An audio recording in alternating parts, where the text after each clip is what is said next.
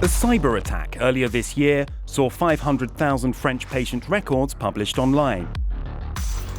This man made the discovery. Je visite, je surveille, je regarde les forums, les sites internet, les sites du dark web, du darknet.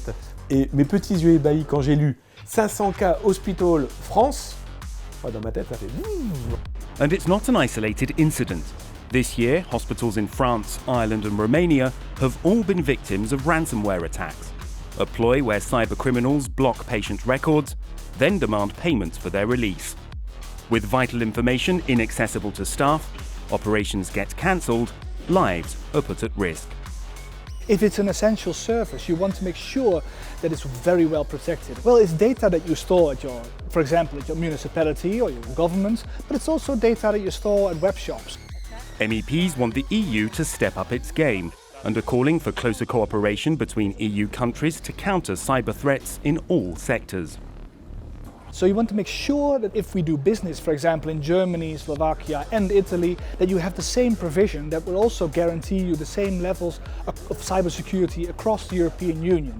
Spending on cybersecurity by organisations in the EU is 41% lower than the US. MEPs want this to change.